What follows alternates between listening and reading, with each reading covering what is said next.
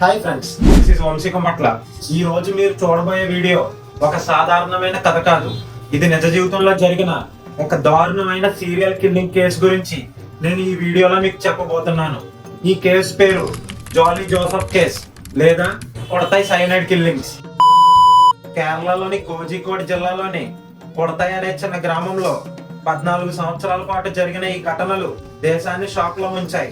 ఒక సాధారణ కుటుంబ స్త్రీ, ఎవరు అనుమానించని జోలీ జోసెఫ్ తన కుటుంబ సభ్యులను ఎలా హత్య చేసింది, ఎందుకు చేసింది? సిద్ధంగా ఉన్నారా?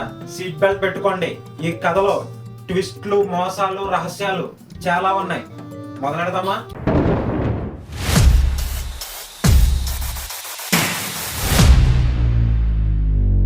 జాలీ జోసెఫ్ అసలు పేరు జాలీ అమ్మ జోసెఫ్.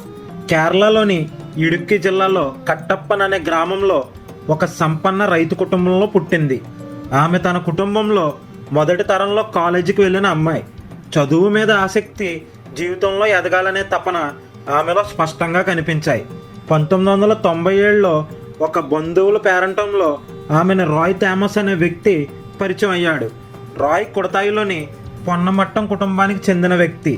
అతని తండ్రి టామ్ థామస్ విద్యాశాఖలో ఉన్నత ఉద్యోగి, తల్లి అన్నమ్మ టీచర్. ఈ సంబంధం ప్రేమగా మారి 1998లో జాలీ రాయ్ పెళ్లి జరిగింది. ఇక్కడి నుంచి జాలీ కుడతాయి కుటుంబంలో ఒక భాగమైంది. కానీ జాలీ జీవితం అంత సాధారణంగా సాగలేదు. ఆమె చెప్పినట్లు ఆమె ఎంకామ్ పూర్తి చేసి కొట్టాయంలో గెస్ట్ లెక్చరర్గా పనిచేస్తున్నట్టు కుటుంబానికి చెప్పింది. కానీ నిజమేంటంటే ఆమె కాలేజీ డ్రాప్ అవుట్ మాత్రమే. ఈ అబద్ధం ఆమె జీవితంలో మొదటి మోసం. ఇది ఒక పెద్ద రహస్య కుట్రకు బీజం వేసిందని అప్పట్లో ఎవరికీ తెలియదు. ఇప్పుడు మనం ఆ హత్యల గురించి ఒక్కొక్కటిగా చూద్దాం. మొదటి హత్య అన్నమ్మ థామస్. 2002లో మొదటి హత్య జరిగింది. బాధితురాలు అన్నమ్మ థామస్, జాలీ అత్తయ్య గారు. వయసులో 57 సంవత్సరాలు. అన్నమ్మ ఒక రిటైర్డ్ టీచర్. జాలీ చదువు గురించి ఎప్పుడూ ఒత్తిడి చేసేది. నీకు ఎంకామ్ ఉంది కదా, ఉద్యోగం చెయ్యి లేదా చదువు కొనసాగించని అడిగేది. ఈ ఒత్తిడికి జాలీ భరించలేకపోయింది. ఆమె ఒక రోజు అన్నమ్మకు సూప్లో సైనైడ్ కల్పించింది. అన్నమ్మ ఆ సూప్ తాగిన కొద్ది నిమిషాల్లోనే కుప్పకూలిపై చనిపోయింది. డాక్టర్లు దీన్ని గుండెపోటుగా ప్రకటించారు. ఎవరూ అనుమానించలేదు, ఎందుకంటే జాలీ అక్కడే ఉండి అందరినీ ఓదార్చింది. ఇది ఆమె మొదటి విజయం. ఎటువంటి ఆధారాలు లేకుండా హత్య చేయడం. ఇక్కడ ఒక ప్రశ్న, జాలీ సైనైడ్ ఎక్కడి నుంచి తెచ్చింది? ఇది తర్వాత తెలుస్తుంది. కానీ ఆమె ప్లాన్ చాలా క్లియర్గా ఉంది. తన అబద్ధాలు బయటపడకుండా చూసుకోవడం. రెండవ హత్య టామ్ థామస్. 2008లో రెండవ హత్య జరిగింది. ఈసారి బాధితుడు టామ్ థామస్, జాలీ మామగారు. వయసు 66. టామ్ రిటైర్డ్ ఎడ్యుకేషన్ ఆఫీసర్, ఆస్తి యజమాని. అతను తన ఆస్తిని తన చిన్న కొడుకు రోజోకి ఇవ్వాలని ప్లాన్ చేస్తున్నాడు. ఇది జాలీకి ఇష్టం లేదు. ఒకరోజు టామ్కు కాఫీలో సైనైడ్ కల్పించింది. టామ్ కూడా అకస్మాత్తుగా కుప్పకూలిపై చనిపోయాడు. ఈసారి గుండెపోటుగా నమ్మించింది. ఇప్పుడు ఆస్తి కంట్రోల్ జాలీ చేతిలోకి వచ్చింది. కానీ ఇక్కడి నుంచి కథ మరింత డార్క్ అవుతుంది. మూడవ హత్య రాయ్ థామస్. 2011లో జాలీ తన భర్త రాయ్ థామస్ను హత్య చేసింది. రాయ్తో జాలీకి సంబంధం బాగాలేదు. అతను ఆల్కహాలిక్, డిప్రెషన్తో బాధపడుతున్నాడు. ఒక రోజు రాత్రి రాయ్ బాత్రూంలో వాంతులు చేసుకుంటూ నోట్లో నుంచి నొరగలు వస్తూ కనిపించాడు. ఆసుపత్రిలో చనిపోయాడు. ఈసారి రాయ్ మామ మాథ్యూ మంచాడియల్ అనుమానం వ్యక్తం చేసి ఆటాప్సీ చేయించాడు. రిపోర్ట్స్లో సైనైడ్ ఉన్నట్టు తేలింది. కానీ జాలీ పోలీసులను రాయ్ ఆత్మహత్య చేసుకున్నాడని ఒప్పించింది. పోలీసులు కేసు మూసేశారు.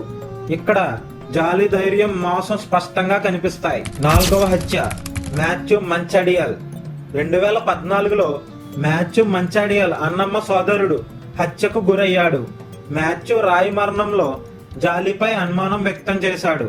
అతన్ని సైలెంట్ చేయడానికి జాలీ విస్కీలో సైనైడ్ కల్పించింది. మాథ్యూ చనిపోయాడు. ఈసారి కూడా ఎవరూ పెద్ద పట్టించుకోలేదు. ఇప్పుడు జాలీ మరింత ధైర్యంగా మారింది. ఐదవ మరియు ఆరవ హత్య 2016లో జాలీ తన రెండవ భర్త షాజు భార్య సిలీని, వారికి 1 సంవత్సరం కూతురున్న ఆల్ఫైన్ను కూడా హత్య చేసింది. షాజు ప్రేమలో పడిన జాలీ అతన్ని పెళ్లి చేసుకోవాలనుకుంది. మొదట ఆల్ఫైన్ను ఒక కమ్యూనియన్ సమయంలో గొంతు ఒత్తి చంపింది. తర్వాత సిలీని సైనైడ్ కలిపిన డ్రింక్ ఇచ్చింది. 2017లో జాలీ షాజు పెళ్ళయింది. ఇప్పుడు జాలీ ప్లాన్ పూర్తయినట్లు కనిపించింది. మీకు డౌట్ వచ్చే ఉంటుంది కదా, ఈ రహస్యం ఎలా బయటపడిందని. 2019లో రోబో థామస్ రాయ్ సోదరుడు పోలీసులకు ఫిర్యాదు చేశాడు. 6 మరణాలపై అనుమానం వ్యక్తం చేశాడు. స్పెషల్ ఇన్వెస్టిగేషన్ టీం సిట్ సవాల్ను తవ్వి ఆటోప్సీ చేసింది. రాయ్ శరీరంలో సైనైడ్ ఆనవాళ్లు కనిపించాయి. జాలీ అరెస్ట్ అయ్యింది. ఆమె స్నేహితుడు ఎంఎస్ మాథ్యూ సైనైడ్ సప్లై చేశాడని తేలింది. జాలీ అన్ని నేరాలను అంగీకరించింది. జాలీ జోసెఫ్ కేసు ఒక సాధారణ స్త్రీ సీరియల్ కిల్లర్ ఎలా అయిందో చూపిస్తుంది. ఆమెను ఆస్తి, అబద్ధాలు, ప్రేమ ఈ 3 నడిపించాయి. జాలీ జోసెఫ్ కేసు ఇప్పటికీ కోర్టులో ఉంది. జాలీ జోసెఫ్ మీ ఊహలో నేరస్తురాలా లేక బాధితురాలో కామెంట్ లో చెప్పండి. ఈ వీడియో నచ్చితే లైక్, షేర్ అండ్ కమెంట్ చేసి సబ్స్క్రైబ్ చేయండి. ఇంకా ఉంటాను. జై Hind. Bye bye. Follow us on Vamsi Kumpatla. Contact our description.